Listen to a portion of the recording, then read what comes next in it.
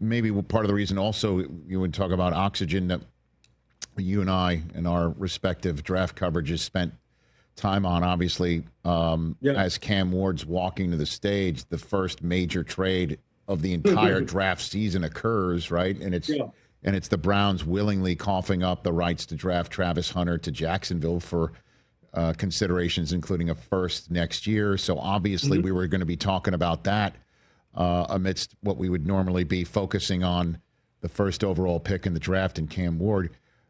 This soundbite from Travis Hunter leapt out at me, Lewis, and I'd love to get your 2 cents on it on the other side of all of us in the media, including those that were down there in Duval County, hunting and pecking for how much he's going to play on both sides of the ball. Yep. How's it been just for you to be able to actually get on the field, play defense, play offense? We've been able to do that during this time. It's been great. I've been doing it my whole life, so nothing changed. But just learning in an NFL way, just the differences maybe, or how it's been for you, just adapting. Not really no difference. Just got to stay in the playbook and apply it to the field. While you're trying to adapt to being an NFL player, how has that been, just letting your personality shine through?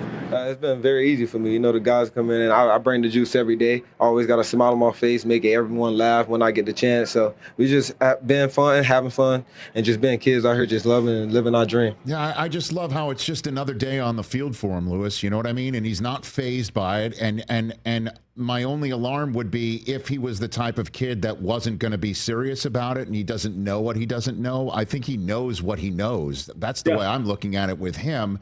But the learning what he does in an NFL way, is there a difference? I mean, obviously we know there's a difference between Big 12 football and NFL football, but the endeavor of playing on both sides of the ball, is it different, Lewis? Yeah, it will be. Look, I mean, how so then? What do you think? I'll say it like this. Obviously, he's playing against 11 5-stars on the other side of the ball every game, right? So to speak. You know, he don't have like 1 or 2, and then a couple 3-stars and a couple guys who will be, you know.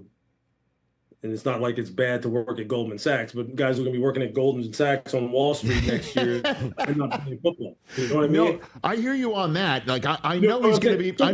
I know he's playing against better competition, but the endeavor, the actual endeavor of in pro football here of the construct of what I'd love for him to attempt. You know? Yeah, I think the physical strain and mental strain of.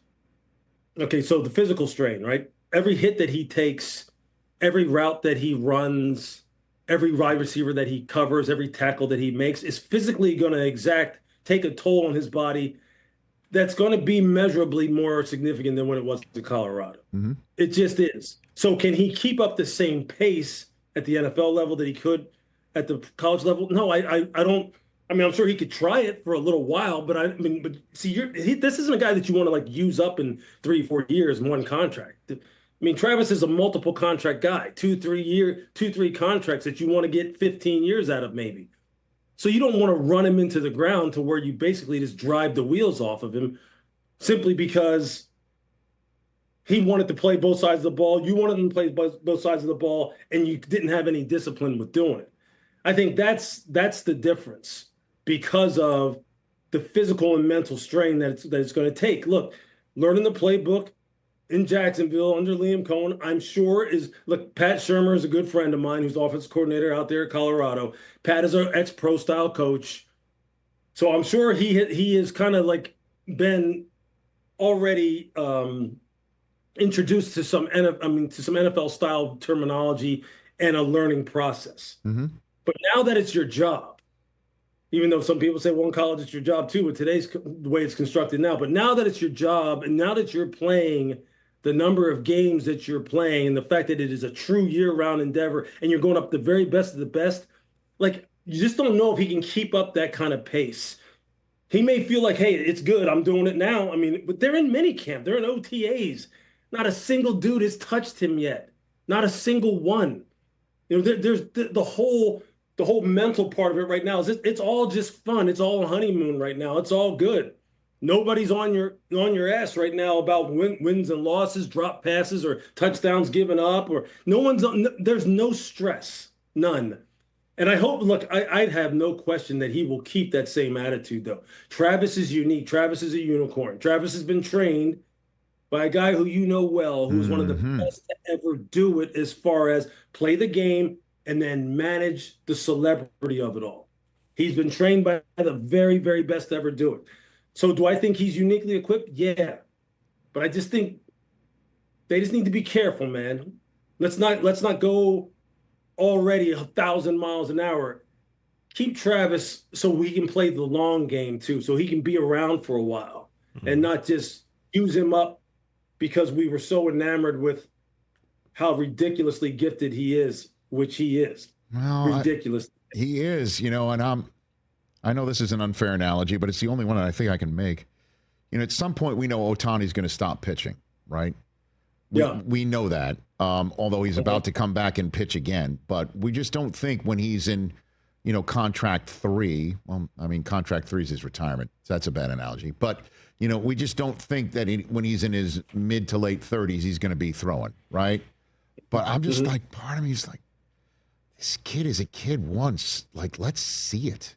And maybe he is a unicorn, though, Lewis. Maybe he can actually handle this. Maybe this is Rich, it.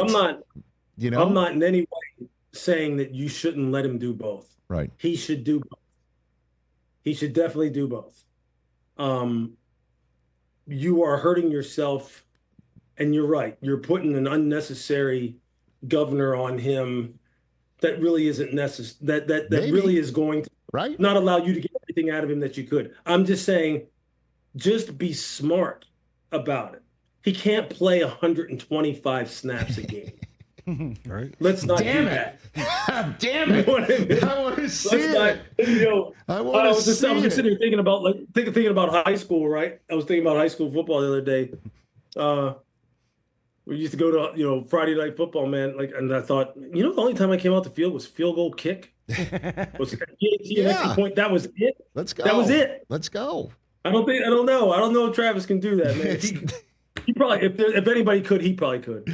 Yeah, the only Friday game is the day after Christmas, day after Thanksgiving, right? Catch the Rich Eisen Show live weekdays from 12 to 3 p.m. Eastern on Roku Sports Channel in the U.S.